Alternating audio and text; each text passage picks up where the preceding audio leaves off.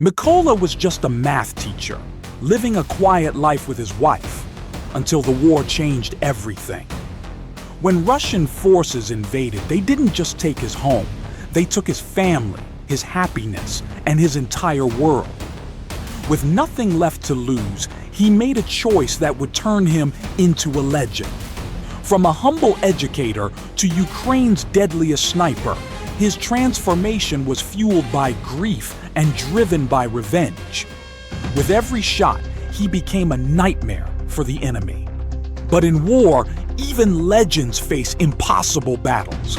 Stay till the end to witness the rise of a warrior.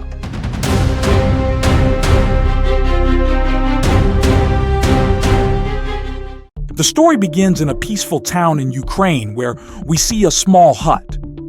In this hut lives a couple, Mikola, the husband, and Naya, his wife. Mikola is a math teacher at a local school. He is a kind and dedicated teacher, loved by all his students except for one, Ivan. Ivan is a rude and mischievous boy who never misses an opportunity to mock Mikola, but Mikola remains unbothered and focuses on his life.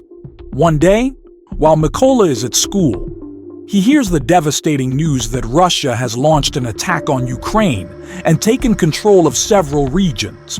When he returns home in the evening, his wife gives him unexpected news. She is pregnant. Overjoyed, the couple celebrates this new chapter of their lives. The next morning, Mikola leaves for work after bidding farewell to his wife. On the way, he notices two soldiers but doesn't pay much attention to them. However, when he reaches school, he finds the entire building empty. Turning on the TV, he sees breaking news: Russia has taken over his city. It is then he realizes that the soldiers he saw earlier were Russian troops. Fear grips him as he rushes back home. Upon arriving, he sees the same two soldiers mercilessly beating his wife. He desperately tries to save her, but they overpower him. Mikola pleads for their mercy, telling them that his wife is pregnant, but the soldiers ignore his cries. After beating him, they ransack his house and set it on fire before leaving. Watching their home burn, Naya, fueled by anger, picks up a stone and hurls it at the soldier. In response, they fire a shot, killing her instantly. Mikola collapses, devastated, as his world crumbles before his eyes. Hours pass, and two Ukrainian soldiers find him. They help him bury his wife and confirm his identity. With no home, no family, and only revenge in his heart, Mikola decides to join the Ukrainian military to avenge his wife. The soldiers take him to their base, but their commanding officer refuses to enlist him, suspecting him of being a spy. Mikola pleads, explaining his tragic loss and his determination to fight. Moved by his words, the commander reluctantly gives him a chance, and his training begins. Since Mikola is a civilian, he struggles in training. One fellow soldier helps him learn how to assemble and disassemble a gun. Many doubt he will ever become a skilled fighter, but he remains determined. One night, Mikola tells his fellow trainees that he wants to be called by a code name, Raven. They laugh, explaining that code names must be earned, not chosen. Undeterred, Mikola continues his training. One day, the commander announces that they need more snipers. When asked who wants to train as a sniper, Mikola steps forward. His superior scoffs, reminding him that he still struggles with basic firearm handling. Mikola boldly asks for a chance to prove himself, claiming he can assemble and disassemble a gun in just 20 seconds. The commander places a gun on the table, and Mikola, blindfolding himself, completes the task in just 18 seconds. Impressed, his fellow soldiers applaud, and he is admitted into sniper training. However, he is given an old rifle, while others receive modern weapons. When he asks for a better one, the commander tells him to prove himself first. During training, the commander teaches them that a sniper must never move from his position, no matter the circumstances. To test them, he fires shots near them. Anyone who flinches is disqualified. When it's Mikola's turn, he remains still, maintaining his aim. In the next test, snipers are shown their target once before being blindfolded and asked to shoot based on memory. While others succeed, Mikola fails due to his outdated rifle. Another challenge requires them to hit their targets under flare light at night. This time, Mikola calculates the distance using his math skills and lands a perfect shot. Seeing this, his commander is impressed and grants him his desired code name, Raven. Days pass, and Mikola continues training relentlessly. Finally, the results are announced. He has passed. A few days later, the commander assigns Mikola and his team their first mission, to reclaim a Russian-occupied checkpoint. They set up positions and prepare to attack. Just as they are about to fire, a civilian vehicle arrives.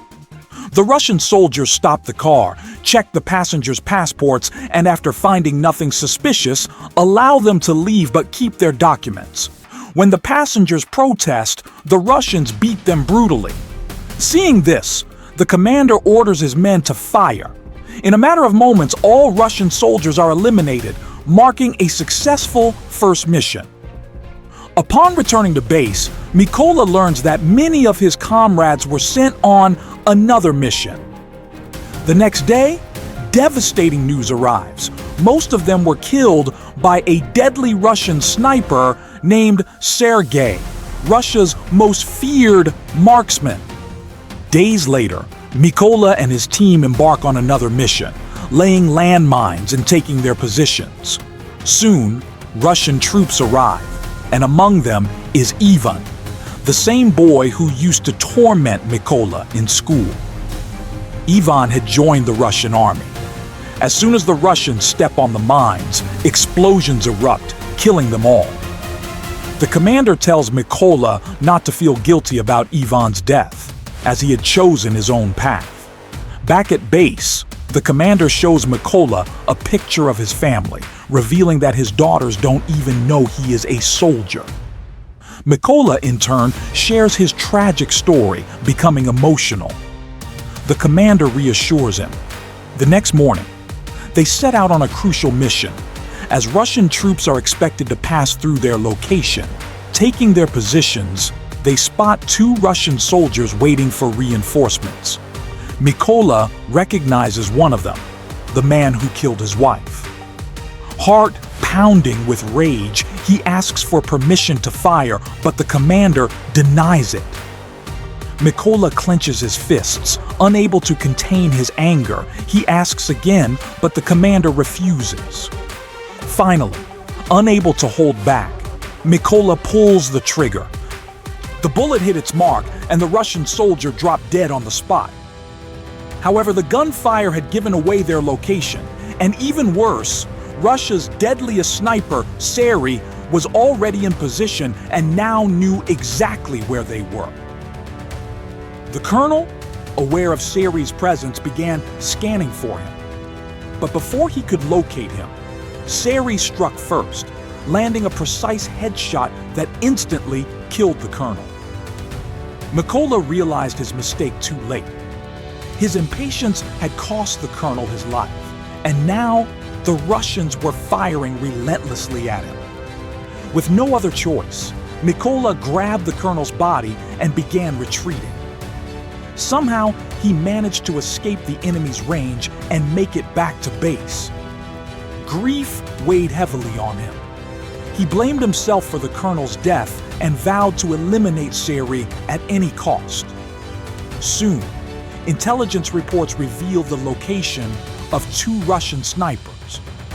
Without hesitation, Mikola set out on his next mission. He reached the location, took aim, and swiftly took down one of the snipers. But during the exchange, he got shot. Despite his injury, he pushed through and managed to eliminate the second sniper as well. Wounded, Mikola retreated to a secret base to recover. That's when a major called him, revealing critical information. They had finally located Seri, the sniper who had killed the colonel. At the base, the major briefed everyone. Siri isn't just any sniper. He's Russia's best. He's already taken down 6 of Ukraine's top snipers. Unlike others, he doesn't frequently change position. He waits in one spot and eliminates his enemies with precision. Took their positions, waiting for the right moment. Meanwhile, Mikola silently entered the building and spotted 2 Russian soldiers. Without hesitation, he took them out and moved deeper inside. He signaled his team, and as soon as they received it, they ambushed the remaining soldiers. Siri noticed something was wrong. None of his men were reporting back.